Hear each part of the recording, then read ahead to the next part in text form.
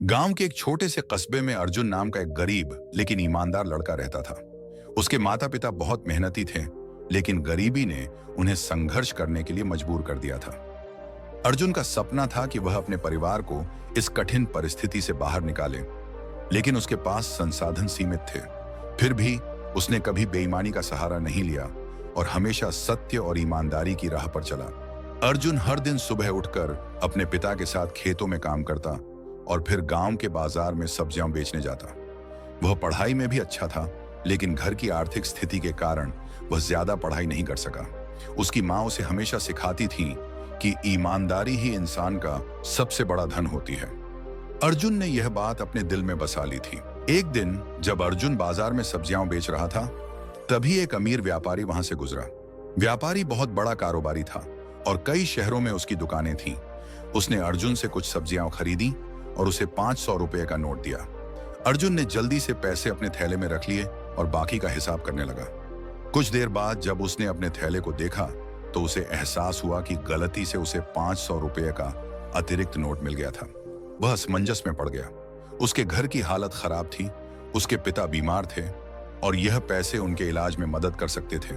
लेकिन अर्जुन ने तुरंत अपनी माँ की सिखाई हुई बात को याद किया। हमेशा ईमानदार रहना चाहिए, चाहे परिस्थितियां कितनी भी कठिन क्यों ना हो। अर्जुन ने ठान लिया कि वह पैसे लौट आएगा। अर्जुन तुरंत व्यापारी को ढूंढने लगा, लेकिन व्यापारी जल्दी में था और बाजार से जा चुका था। अर्जुन ने आसपास के लोगों से पूछा तो पता चला कि वह एक बड़े शहर से आया था और एक दिन के लिए ही इस गांव में रुका था। अब अर्जुन की परीक्षा और कठिन हो गई थी। अगर वह चाहता तो यह पैसे अपने पास रख सकता था, लेकिन उसका दिल यह गवाही नहीं दे रहा था। उसने सोच लिया कि वह व्यापारी को ढूंढेगा और उसके पैसे लौट आएगा। अगले दिन अर्जुन ने अपने पिता से अनुमति ली और शहर जाने का निश्चय किया। उसने अपने घर से थोड़ा सा खाना लिया और पैदल ही शहर के लिए निकल पड़ा। रास्ता कठिन था, लेकिन अर्जुन ने हिम्मत नहीं हारी। शहर पहुंचकर अर्जुन ने कई दुकानों पर जाकर व्यापारी के बारे में पूछा। अंत में उसे व्यापारी की बड़ी दुकान मिल गई। वह दुकान के अंदर गया और वहां के कर्मचारियों से व्यापारी से मिलने की अनुमति मांगी। व्यापारी ने अर्जुन को देखकर चौंक कर पूछा, बेटा तुम यहाँ कैसे आए, सब ठीक तो है? अर्जुन ने हाथ जोड़कर कहा, साहब आपने कल गलती से मुझे 500 रुपये ज्यादा दे दिए थे, मैं वो पैसे लौटाने आया हूँ।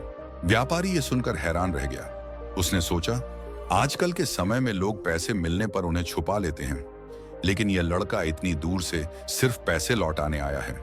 उसने अर्जुन को गले लगाया और कहा, बेटा तुमने मेरी ईमानदारी में विश्वास जगा दिया। मैं चाहता तो इन पैसों का हिसाब भी नहीं करता, लेकिन तुम्हारी सच्चाई ने मुझे बहुत प्रभावित किया है। व्यापारी ने अर्जुन को 1000 रुपये इनाम में देने की कोशिश की, लेकिन अर्जुन ने सिर हिलाते हुए कहा, साहब मैं कोई इनाम नहीं चाहता, मैंने तो सिर्फ अपना कर्तव्य निभाया है। व्यापारी ने मुस्कुराकर कहा, बेटा तुम्हारी यही सोच तुम्हें बहुत आगे ले जाएगी। मैं चाहता हूं कि तुम मेरी दुकान पर काम करो और अपनी पढ़ाई जारी रखो। तुम्हारी ईमानदारी और मेहनत से मेरा व्यापार भी फलेगा फूलेगा। जब अर्जुन वापस गांव पहुंचा और अपने माता पिता को सारी बात बताई तो उनके चेहरे गर्व से खिल उठे। गांव वालों को जब यह पता चला तो वे भी बहुत खुश हुए। गांव के मुखिया ने अर्जुन को बुलाकर उसकी प्रशंसा की और कहा, अगर सभी लोग तुम्हारी तरह ईमानदार हो जाएं तो यह दुनिया बहुत अच्छी बन जाएगी।